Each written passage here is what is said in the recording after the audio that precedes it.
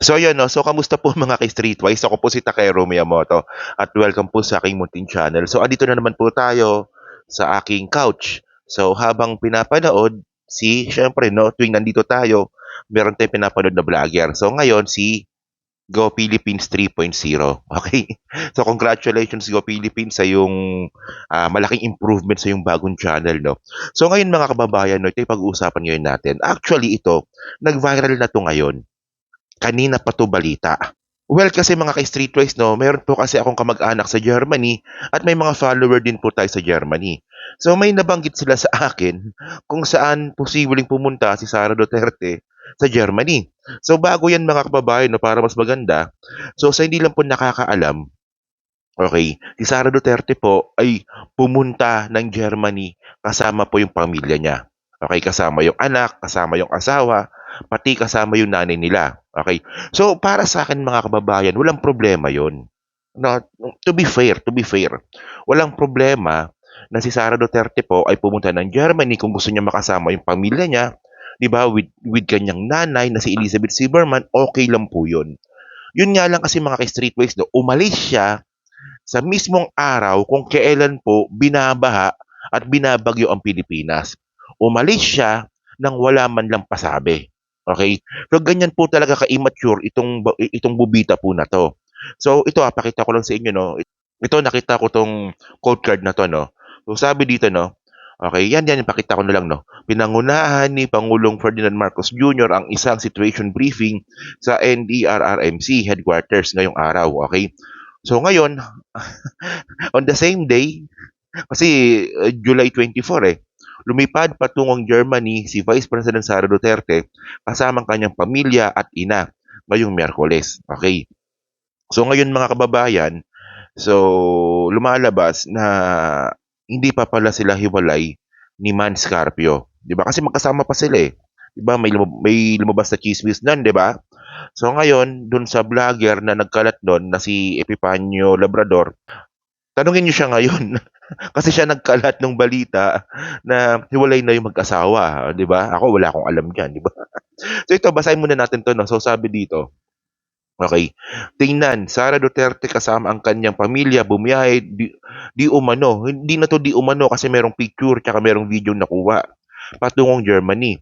Nakita umano ang Vice Presidente sa Ninoy Aquino International Airport Terminal 3 kasama ang kanyang asawa, kanilang mga anak at kanyang ina na si Elizabeth Zimmerman. Okay, so ito yung malupit mga kababayan. Ito So umalis ang eroplanong lula ng pamilya ni Vice Presidente kung 1:50 ng madaling araw. So alas 2, sabihin na natin alas 2 ng madaling araw. Okay? Ngayong Miyerkules, Hulyo 24, inaasang lalapag sa Dubai para connecting flight papuntang Munich, Germany. Ito pa, wala pang kumpirmasyon ang Office of the Vice President sa biyahe ni VP Sara Duterte sa labas ng bansa. Okay. So ngayon mga kababayan, no, ito yung gusto kong ipakita sa inyo. So ito po yung Facebook po ni Sara Duterte hanggang ngayon. Habang sinushoot ko po itong video po na to, wala pa rin po siyang update kung nasan po siya. Ganyan po siya kabastos. Okay. So ngayon meron pang isang problema tayo dito.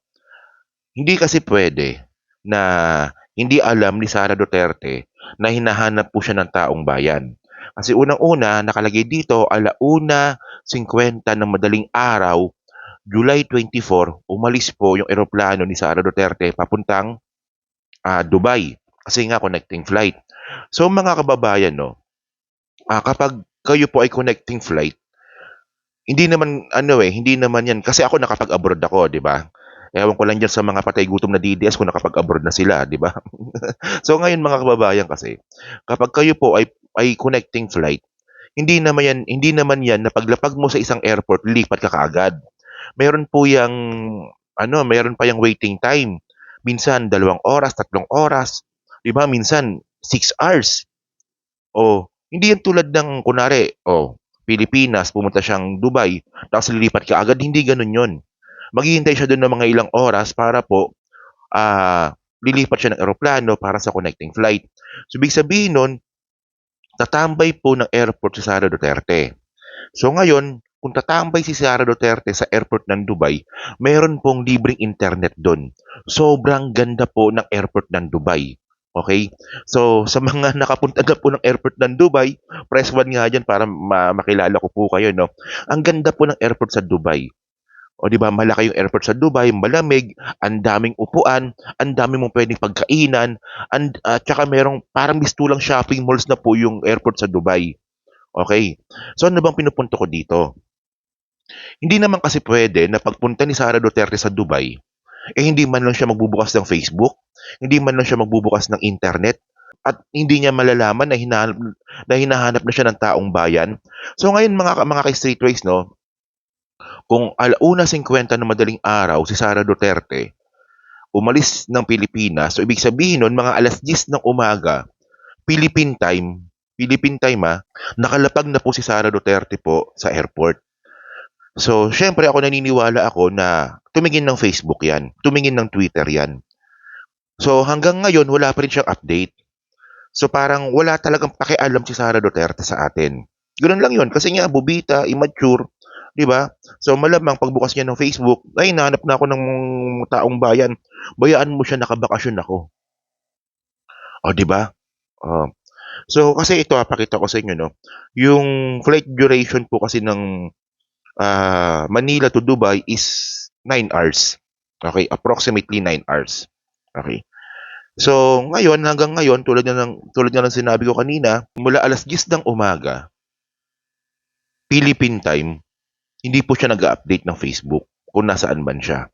So, ngayon mga ka-Streetwise 'no, tulad nga ng sinabi ko kanina, wala namang problema 'yon, 'di ba? Kung nagpaalam sana, 'di ba?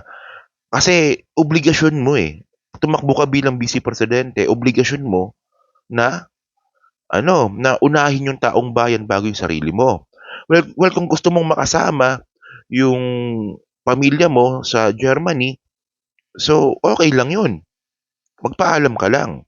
At least alam namin kung nasaan ka. Oh. At saka sabi naman kasi nila 'no, si Sara Duterte daw po ay may lahing German. Totoo naman yon. Kasi po siya po ay half German, half Shepherd. So bali German Shepherd. Hindi, pero seriously mga kababayan. So ngayon mga ka-Streetwise 'no, meron po kasi tayong kamag-anak sa Germany at meron din po tayong followers. So sabi sa akin ng follower ko, "Ay Takero, kasi si Lenny Kravitz pupunta ng Germany sa July 27. Baka manonood si Sara Duterte dun." Ito hindi ko kino-confirm 'to, pero sabi lang sa akin, 2 tao nagsabi sa akin na si Lenny Kravitz daw po ay pupunta ng Germany para mag-concert. So ngayon tiningnan natin dito kung kailan ba, kasi makikita naman natin yung schedule ng isang international artist, eh. So nakita ko 'to sa viagogo.com. So July 25, bale bukas. Oo nga pala, bukas lang pala. July 25, Jazz Open 2024, Lenny Kravitz, 'di ba? So sa hindi pa nakakakilala kay Lenny Kravitz, siya 'to. Siya yung kumanta ng ng "Here We Are, Still Together, We Are." So yung chorus niyan ganito, "So much tears I've cried, so much pain inside, is it over when it's over?" Yun, yun. So yun 'no. So ewan ko lang, kasi oo nga 'no, kung titingnan natin, sakto si Lenny Kravitz pupunta nga bukas sa Germany. So baka nga manonood 'no. So mahilig pala si Sara Duterte sa sa ano bang genre ni Lenny Kravitz, rock? Rock, alternative, R&B 'no, 'di ba? Oh, idol mo pala siya 'no. So yun mga kababayan 'no. So inuna mo pa, 'di ba? So inuna mo pa yung panonood kay Lenny Kravitz, kung totoo, inuna mo pa yung panonood kay Lenny Kravitz kaysa nangyayaring baha sa Pilipinas. Yung pamilya mo medyo acceptable pa yun, 'di ba? Yung makasama mo yung pamilya mo, acceptable yun. Yun nga lang ang problema kasi dito, hindi ka nagpaalam. 'Di ba, bilang isang public officials dapat alam namin kung nasaan ka. Hindi ka na nga nagpaalam, hindi ka pa nag-a-update, oh, 'di ba? Parang ganyan lang, 'di ba? Kunwari yung anak ninyo o umalis ng walang paalam tapos hindi nag-a-update, eh, mag-aalala ka. Pero yung concert kay Lenny Kravitz kung totoo man 'yan, grabe naman, 'di ba? Kasi ang point dito mga kababayan 'no, ito yung sinasabi ko sa inyo, kapag si PBBM po kasi, 'di ba, nakikipag-date kay Lisa Marcos, kay First Lady Lisa Marcos tulad ng mga ganyang klaseng mga picture, galit na galit yung mga DDS na, "Ay, kita ninyo, si Kuting tsaka si Lisa Tanas, 'di ba? Yan ang tawag nila, eh, 'di ba? Nagde-date. Eh, sila nga nagde-date sila nasa Pilipinas lang, nasa Malacanang lang, nasa bahay lang, nasa Jollibee. Eh, ikaw sa Germany pa, hindi ka pa nagpaalam. Buti pa nga si PBBM tsaka si Lisa Marcos, eh, kapag nag-date silang dalawa, ina-update niya yung mga tao, ikaw talaga bastos ka talaga, eh. 'Di ba? Immature talaga, sobrang immature. Oh. So yun mga ka-streetwise 'no, so kayo po, ano po masabi niyo nga po dito sa pag-alis nga po ni Sara Duterte ng walang paalam, 'di ba? So malay ninyo, 'di ba, pumunta nga siyang concert ni Lenny Kravitz, tapos sakto sa ilang araw na lang magko-concert din po si Alanis Morissette dun.